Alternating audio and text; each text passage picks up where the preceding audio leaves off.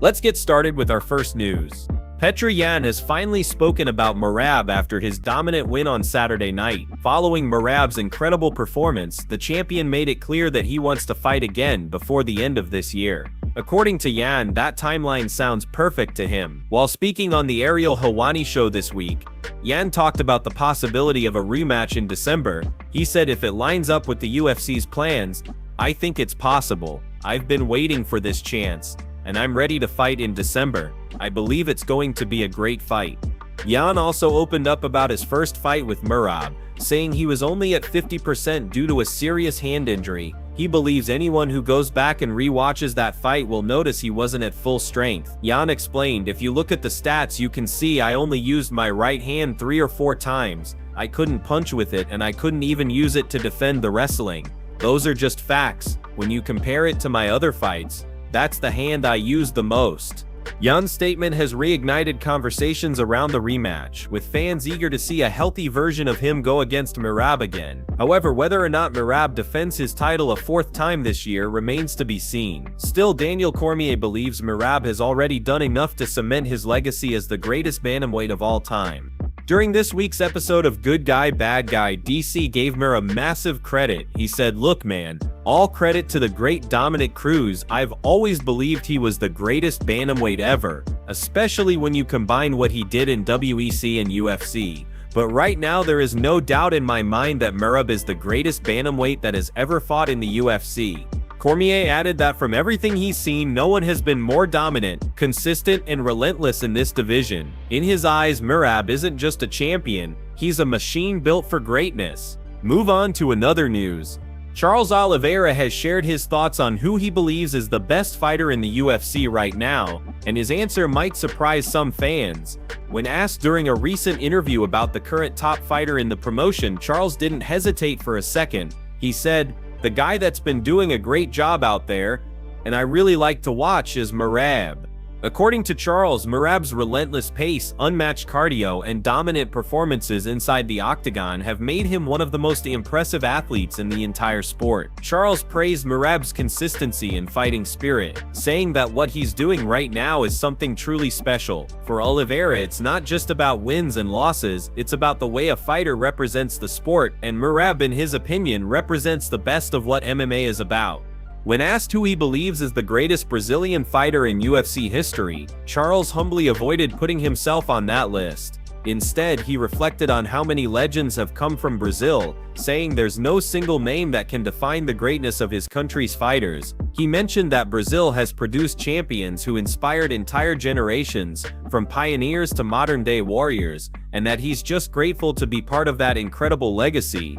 Then, when the topic shifted to the best knockouts he's ever seen inside the UFC, Charles quickly mentioned Max. He said that Max's knockouts always stand out because of their precision and confidence inside the cage. He added that watching a fighter put on such technical striking performances is something every fan enjoys. As for the best submission he's ever witnessed, Charles smiled and said that for him it's always about the mindset behind it. The patience, timing, and belief that you can end a fight at any moment with just one perfect move. He believes no one will ever replicate the kind of submission runs that have been achieved in the past. Those days were special. Finally, when asked about the best fight in UFC history, Charles picked one that always plays on the arena screens before the events start. The incredible war that got a fighter his first UFC contract. He said, "Look at them killing each other in that fight. It's great, and they signed him right after that." Charles ended by saying that moments like those remind him why he fell in love with the sport. Pure passion, heart, and the will to fight until the very end. Move on to another news. Ciryl Gane is preparing for one of the biggest fights of his career as he gets ready to challenge Tom Aspinall for the heavyweight title at UFC 3021 later this month. In a recent interview, Gane opened up about his mindset heading into this high-stakes showdown, and it's clear that he's laser-focused on one thing: the belt. Speaking to national media, Gane said, "I'm confident for this fight. I don't want to talk after the fight.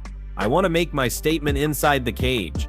I want this belt, and I'll do my best during training camp to make that happen." Gane emphasized that his preparation this time is unlike any other. He's fine-tuning every aspect of his game to make sure he's ready for everything Aspinall brings to the table. "Everybody already knows my strengths," he continued. I can move very well, I manage distance better than most heavyweights. And my striking is on another level. That's what I'm going to use. I'm going to control the pace, use my footwork and be smart. This fight for me is all about the target, the belt. Gane also made it clear that he's completely shutting out distractions this time around. He's not focused on social media, the critics, or what people are saying online. Instead, his attention is locked on the things that truly matter to him: his family, his friends, his team, and his goal. He said, "I'm not focused on people outside or what they say. I'm focused on my circle, my people, and my training. This camp is about discipline and purpose. It's about showing that I've learned from my past fights and that I'm ready to rise again." Gane admitted that his mindset today is very different from when he first fought for the title. This time he's approaching everything with more maturity, patience, and hunger. "This is a different mindset," he explained. "I know what it takes to be here now. I know the pressure, I know the lights, I know the moment, and I'm ready for it." With UFC 3021 approaching fast, fans are eager to see whether Gane can reclaim his spot at the top or if Aspinall will prove once again that he's the future of the heavyweight division. One thing is for sure, Gane is coming into this fight with focus, confidence, and a burning desire to leave with gold around his waist. Move on to another news. Khalil Roundtree just revealed one of the craziest stories about Merab that proves exactly why people call him a machine.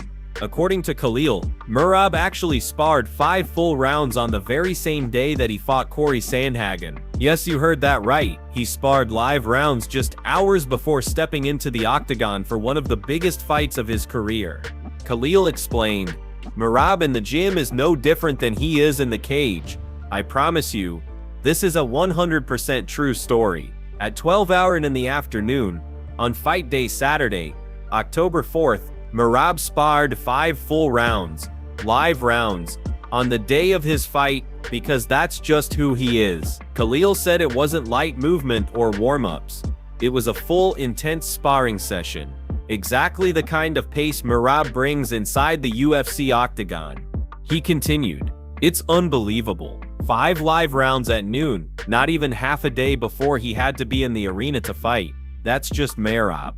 You can't make this up." Khalil went on to say that most fighters on fight day are trying to conserve every ounce of energy. They usually spend time in their hotel room relaxing, clearing their mind, or doing light activities, maybe some stretching or a light bike ride to loosen up. But not Merab. Instead of saving energy, he decided to go to war in the gym, just hours before going to war inside the cage. "I've never seen anything like it," Khalil said. "Most guys are trying to calm their nerves, visualize, or rest. Merab went out there and sparred 5 full rounds, then went on to fight Corey Sandhagen for another 5. That's insane. He's just built different." This story perfectly sums up Merab's mindset, his work ethic, his endurance, and his pure love for fighting. He's not just training for the fight, he lives the fight. Every single day, every single hour. Even when most fighters are taking it easy, Merab is pushing his limits, testing himself and showing the kind of heart that defines a true warrior. It's this mentality that has made Merab one of the most respected and feared fighters in the UFC today. A man who doesn't just talk about hard work but lives it every single day. Move on to another news. Kamaru Usman and Justin Gaethje are making waves outside the octagon as they both appear in the upcoming comedy film The Naked Gun, starring Liam Neeson. Usman recently shared behind-the-scenes footage showing him and Gaethje rehearsing their fight scene for the movie, and fans are loving it. The two UFC stars, known for their incredible toughness inside the cage, got to showcase their acting skills in a completely different kind of fight, one filled with humor, timing, and Hollywood action. In the clip, Usman can be seen getting his makeup done before stepping onto the set. He jokes with the crew, saying, "This is where I get my makeup done. Yeah, sure, I'm playing with the coaches today." His natural charisma shines through as he laughs with everyone around him, clearly enjoying the movie-making experience. Usman then looks around and says with a grin, "We got a real audience here." "Oh yeah, we got a real audience." As the rehearsal continues, Usman and Gaethje go through their choreography, practicing punches, movements, and reactions under the direction of the film's stunt team. Both fighters look focused but relaxed, clearly having fun stepping into this new challenge. After finishing the take, Usman smiles and says, "Just finished. I missed Justin just enough," showing his playful side as he and Gaethje laugh it off. You can hear the light-hearted energy on set, two of the toughest men in the world trading blows for the cameras instead of for real. At one point, Usman jokingly declares, I'm the champ, Justin's the challenger, as everyone bursts out laughing. It's a funny twist on their real-life rivalry as two of the most respected fighters in the sport, even though this fight wasn't inside the octagon. The energy, chemistry, and competitive spirit between them made it feel just as real. This appearance marks a big step for both Usman and Gaethje as they continue expanding their presence beyond MMA. Seeing two UFC warriors working together in a Hollywood film is not something fans see every day, and it just proves how much their influence has grown. For Usman, this project also shows another side of his personality, confident, charismatic, and comfortable in front of the camera. And for Gaethje, it's a chance to show his intensity and humor in a completely new light. Together, they've brought a little piece of the octagon to Hollywood, giving fans something truly entertaining to look forward to. Move on to another news. A major shakeup just hit UFC Rio as Muhammad Usman has officially pulled out of his scheduled fight with Valter Walker. The news broke late last night, and it immediately sent shockwaves through the MMA community. Walker, who had been preparing intensely for this matchup, was absolutely furious when he learned about the cancellation at the weigh-ins.